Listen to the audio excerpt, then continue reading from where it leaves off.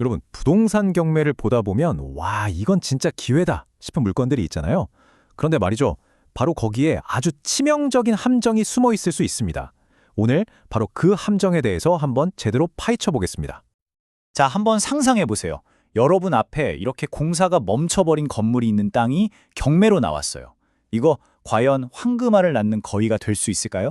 아니면 내 돈과 시간을 몽땅 묶어버리는 족쇄가 될까요? 네, 모든 이야기는 아주 매력적으로 보이는 경매 물건 하나에서 시작됩니다. 시세보다 훨씬 싸게 나온 땅이에요. 그런데 딱 한 가지, 아주 특별한 조건이 붙어 있죠. 바로 저렇게 공사가 중단된 건물이 덩그러니 서 있다는 겁니다.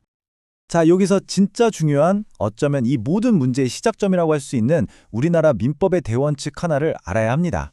그게 뭐냐면 땅이랑 그 위에 있는 건물을 완전히 다른 별개의 재산으로 본다는 거예요. 이게 왜 그렇게 중요하냐고요? 곧 알게 되실 겁니다. 이제부터가 진짜 핵심인데요. 이 상황에서 재앙을 피하고 기회를 잡으려면 딱 세 가지 기준만 알면 됩니다. 이걸 아느냐 모르느냐에 따라서 결과가 하늘과 땅 차이로 달라지거든요. 먼저 독립된 건물이라는 개념부터 확실히 잡고 가죠. 법적으로 독립됐다는 건 쉽게 말해서 더 이상 땅에 딸린 부속품이 아니라는 뜻이에요. 그냥 자신만의 권리를 가진 완벽하게 별개의 부동산으로 인정받는다는 거죠. 그럼 법원은 뭘 보고 건물이라고 판단할까요? 기준이 생각보다 엄청 간단합니다. 대법원 판례에서 딱 세 가지만 보라고 했거든요. 바로 기둥, 지붕, 그리고 주벽. 네, 딱 이 세 가지입니다. 이 세 개가 다 있으면 법에서는 이건 이제부터 건물이다 하고 도장을 쾅 찍어주는 거예요. 이 세 가지 조건의 결과가 얼마나 극명하게 갈리는지 보세요. 만약 독립된 건물로 인정을 받는다? 그럼 땅을 산 사람한테는 법정 지상권이라는 어마어마한 위험이 생깁니다. 근데 만약 건물이 아니다? 그럼 그건 그냥 땅에 붙어 있는 부합물에 불과해서 땅을 산 사람이 말 그대로 공짜로 가져가는 거예요. 정말 엄청난 차이죠? 자, 그럼 이 법적인 기준을 전혀 모른 채 그냥 싸다는 이유만으로 덜컥 이 물건에 뛰어든 초보 투자자의 이야기를 한번 해볼까요? 그는 아마 이건 무조건 잡아야 해! 라고 생각했을 겁니다. 하지만 그가 놓친 바로 그 함정이 그의 발목을 제대로 잡게 되죠. 이 투자자를 덫에 빠뜨린 주범이 바로 법정지상권입니다. 이게 진짜 골치 아픈 건데요. 쉽게 말해서 내가 돈 주고 산 내 땅인데도 그 위에 있는 남의 건물을 내 맘대로 할 수가 없다는 거예요. 법에서 건물 주인의 재산을 보호해준다는 이유로 땅을 계속 쓸 수 있는 권리를 줘버리는 거죠. 아마 법정지상권의 덫에 걸린 투자자는 정확히 이렇게 말할 겁니다. 땅 주인이라는 이름만 가졌을 뿐 사실상 내 땅에 대한 통제권을 완전히 잃어버린 상태가 되는 거니까요. 그 결과는 정말 끔찍합니다. 내 땅에 있는 저 건물을 부수지도 못하고요. 기껏해야 1년에 한 번 땅 사용료, 그러니까 지료나 좀 받을 수 있겠죠. 당연히 땅값은 폭락하고 팔려고 내놔도 아무도 안 사가요. 한마디로 돈이 그냥 꽁꽁 묶여버리는 최악의 상황이 되는 겁니다. 근데 여기서 끝이 아니에요. 설상가상으로 공사대금을 못 받은 업자들이 유치권을 행사하고 있을 수도 있거든요.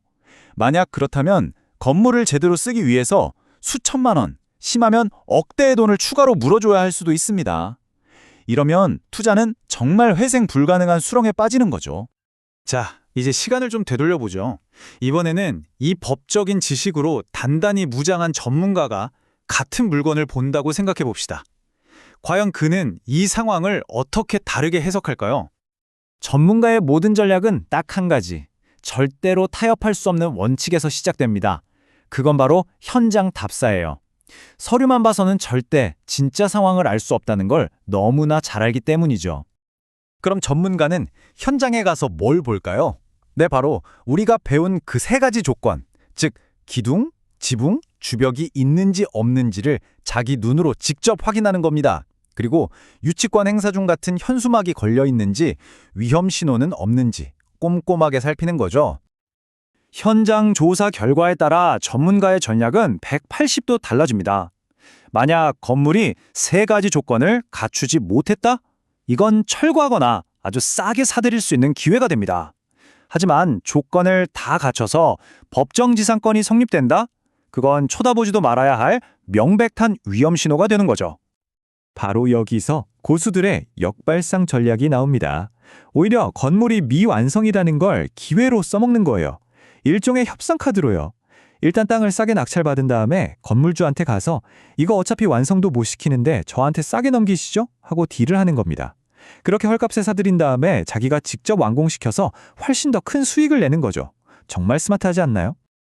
좋습니다. 그럼 지금까지 우리가 배운 전문가의 접근법을 여러분이 직접 써먹을 수 있도록 아주 명확한 실행 계획, 일종의 체크리스트로 정리해 드릴게요. 이 5단계만 딱 기억하세요. 첫째, 서류를 보면서 제시 외 건물 같은 위험 신호가 있는지 먼저 찾고요.